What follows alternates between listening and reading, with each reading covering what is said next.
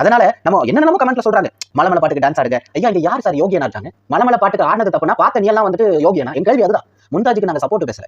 மும்தாஜ் வந்துட்டு நல்லவங்களா கெட்டவங்களா சர்டிபிகேட் கொடுக்கிறது எங்களுடைய வேலை இல்ல. ஆனா நான் என்ன சொல்றேன்னா, ஒருத்தங்க திருந்தி வராங்கன்னா அவங்கள தயவு செஞ்சு ஏத்துக்க கத்துக்குங்க. உங்களால முடியலையா க்ளோஸ். இப்ப எல்லாம் தேவையில்லாம வந்துட்டு இணையதளத்துல பேசாதீங்க, கமெண்ட் செக்ஷன்ல வந்து புலம்பாதீங்க. மும்தாஜ் கெட்டவங்களாகவே இருந்துட்டு போகட்டும், அதை பத்தி உங்களுக்கு கவலை இல்ல. உன் பொண்டாட்டி பிள்ளைக்கு நீ உண்மையா இருக்கியா? அது போதும். அப்போ முன்னாடியும் பின்னாடியும் பொத்திக்கிட்டு நம்ம போகணுங்கிறது தான் என்னுடைய கருத்து. அப்பா என்ன இவ்வளவு கோவமா பேசுறீங்க அப்படின்னா, அந்த பொண்ணு எவ்வளவு கதறி அழுது மக்கால போய் கால் எடுத்து வச்சுட்டு பாவம் பண்ண கண்ணு இன்னைக்கு மக்காவுக்கு வந்துருச்சு, பாவம் பண்ண கால் இன்னைக்கு மக்காவுக்கு வந்துருச்சு அப்படின்னு சொல்லுது.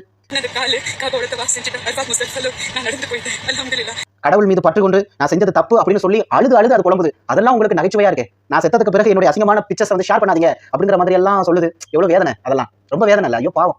அந்த மாதிரி கவலைப்படக்கூடிய ஒரு பெண்ணுக்கு உங்களால முடிஞ்ச ஒரு ஆறுதல் சொல்லுங்க. கவலைப்படாதீங்க, ஆண்டவன் உங்களுக்கு அருள் பாலிப்பான், நீங்க செஞ்ச தவறுகளை அவன் நிச்சயமா மன்னிப்பான் அப்படிங்கிற மாதிரி நம்ம பேசணும். அதை விட்டுட்டு ஆமா நீ யோகிய மயிறு, நீ பத்தினி அப்படி இப்படி நீ பேசுறேன்னு வச்சுக்குவேன், ஆண்டவன் உனக்கும் ஒரு எதிர்காலம் இருக்கு.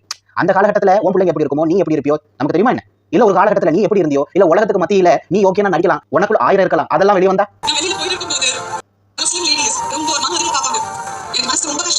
ஒருத்தங்க வருந்தி திருந்தி நிக்கிறாங்கன்னா அவங்க பக்கத்துல போகாதீங்க. அவங்களுடைய கண்ணீர் நிச்சயமா சொல்றேன் ஒரு கூர்மையான கத்தியை விட ரொம்ப ஷார்ப்பானது. அதனால தேவையில்லாம நீங்களா வந்துட்டு பாவத்தை சம்பாதிச்சுக்காதீங்க. மும்தாஜ் அவர்களுக்கு எங்களுடைய மனமார்ந்த வாழ்த்துக்கள். ஆடுறதுனாலையும் பாடுறதுனாலையும் ஒருத்தங்க கெட்டவங்களா ஆயிடுவாங்களா அப்படின்னு கேட்டா அதை பத்தி நான் கருத்து சொல்ல விரும்பல. பட் நான் பண்ண எல்லா தவறுக்கும் என்ன மன்னிச்சிருங்கன்னு சொல்லிட்டு வந்து நிக்கிறீங்க. கடவுள் பத்தியில உங்களை மன்னிப்பதற்கு எங்களுக்கு என்ன தகுதி இருக்கு? இயேசுபிரான் சொன்னதை தான் சொல்றேன்.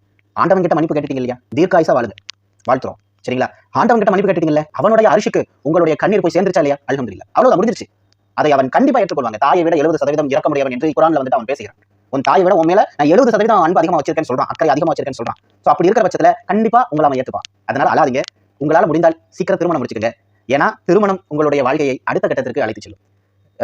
உங்களை கண்டிப்பாக மணந்து கொள்ள நிறைய ஆண்கள் தயாராகவும் இருப்பார்கள். கவலைப்படாதீங்க. உங்களுக்கு ஏதோ ப்ராப்ளம் அப்படின்னு சொல்லியிருந்தீங்க, அதான் நிச்சயமா ஷிஃபாவை கொடுப்பான், உங்களை கண்ணியப்படுத்துவான். கவலைப்படாதீங்க. Okay fine. இன்னொரு வீடியோல நீங்க நல்ல கலகலகலன்னு சிரிச்சிட்டு இருக்கிற மாதிரியான ஒரு வீடியோ நாங்க பார்க்கணும்னு ஆசைப்படுறோம். ஓகே இதை தான் சொல்லணும்னு நினைச்சேன். இன்னொரு வீடியோல வந்து உங்களை சேர்க்கிறேன். அதுவரை இப்பொழுது தற்காலிகமாக தற்பொழுது உங்களிடத்தில் விடைபெற்றுக் கொள்கிறேன். நன்றி, வணக்கம்.